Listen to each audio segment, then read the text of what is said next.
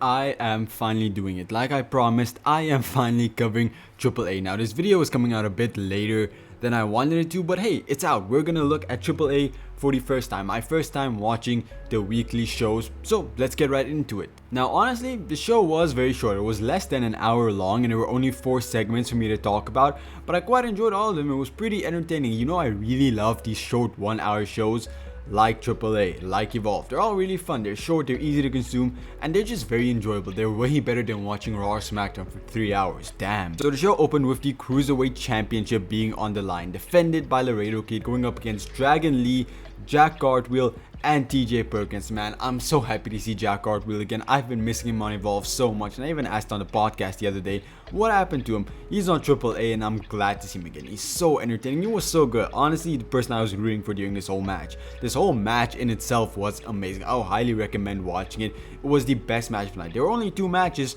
but you know, still the best match. It's also cool seeing TJ Perkins again. I haven't seen him in ages, so it was nice having a little catch up with that guy. But ultimately, it is Laredo Kid who ends up retaining the championship. You know, I don't have a personal say in it because I don't watch the show weekly. I'm only starting now, so I can't say if I'm happy or sad about it. But it's a good match and he retains, which is fine.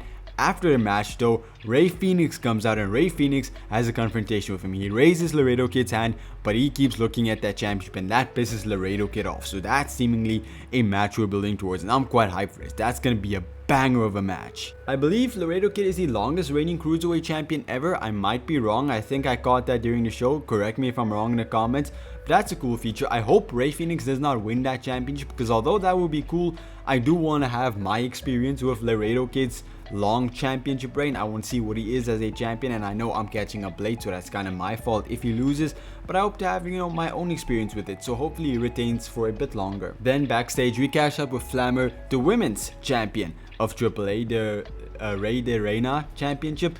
Correct me if I'm wrong, I do not speak Spanish. She's essentially saying that she's defeated every woman that's come across her. She's also the longest reigning women's champion, I believe. Whoa, there's a lot of longest reigning champions here. Essentially saying next week she's going to defend her championship, or in 2 weeks. Either next week or in 2 weeks she's going to defend her championship, and then also the week after she's going to have a massive celebration celebrating her reign where there's going to be celebrities, there's going to be boys, there's going to be partying. So that's exciting if she retains her championship, which I hope she does. Again, I don't know any of these people yet, but she seems pretty cool. I do enjoy what I've seen of her here, and I hope to see her retain the championship because, like, you know, first impressions, baby. Then the second and last match of tonight's show is Fiscal versus Abismo Negro Jr. The only match tonight with some heavy lore behind it that I had to do some research in. So apparently Fiscal is the son of the original Abismo Negro, but he didn't inherit that identity. Abismo Negro Jr. inherited that identity, and the two of them used to be in a faction together, but there was a massive fallout, and this is how this feud is taking place. So that's what I'm understanding from this. And Fiscal does end up defeating Abismo Negro Jr. through a very wacky roll-up. Well, not wacky, it just didn't look very natural. The match itself was fine. Again, it was not my cup of tea personally, but the match was good. I can't say it was a bad match particularly. But that's not how it ends. Abismo Negro just attacks Fiscal after the match, beats him down, and does a pile driver on the commentary table. A move that's apparently banned in Mexico, which is like a cool detail. I wish like WWE did that more, like had certain moves be banned. Like, I think that would be a cool meta feature to have, but I don't think they'd ever do that. And by banned, I mean not like actually ban the dangerous moves, like have certain moves be banned in kayfabe because they're too dangerous. Like, obviously there are actual genuine moves that are banned, but you guys know what I mean. He gets pile drived on the commentary table, and then like immediately, like 2 seconds after, the people are ready to put him on a stretcher and take him out. That was really fast. Like, you could have at least waited a few seconds to make it seem like this was not planned, but like, they were there immediately. Or AAA just has some really amazing crew. And then we head to what would be the main event. It is Vikingo, Omos, and their manager, whose name I did not catch unfortunately, but I remember seeing them on the other pay-per-view a while ago. You can watch that previous AAA video if you want to see some original opinions from AAA and me. Essentially, Vikingo says that he wants to go to WrestleMania. He wants to win that Intercontinental Championship,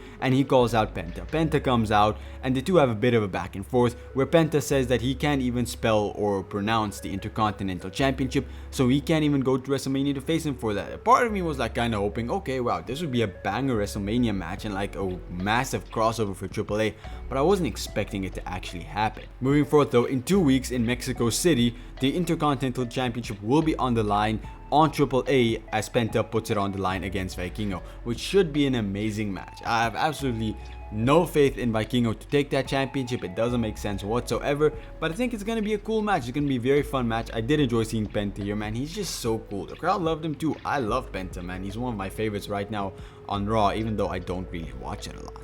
And that's how we come to an end to AAA. I'm hesitant to give the show a rating because I simply do not have the context or history to give it a fair rating based off the characters and the storylines, because that's the stuff I'm most interested in usually. But for first impressions of this weekly show, I'm gonna give it an 8 out of 10. I was fairly entertained. The only thing bumping it down for me is the fact that we barely got any women's content. You guys know I'm a massive fan of women's wrestling, and the fact that we only got one simple backstage segment kinda sucked. I wish we got more women's action. I wish the women got represented more, but hopefully that's changing next week. It is. We're getting a women's championship match next week, so that should be fun. But that's the only thing I have to bump to Showdown, along with the fact that I do not have the history with this weekly show to really enjoy it as much as someone else might. But overall, I would say it was a great first showing. So if you like this review, you should tune into this channel more. Leave a like and subscribe, because I cover NXT, Evolve, and TNA every single week, along with AAA now. So 4 weekly shows for you every week to tune into, plus a podcast with PWF every Thursday night. We just sit and talk about Evolve for a few hours, so if that's your thing too,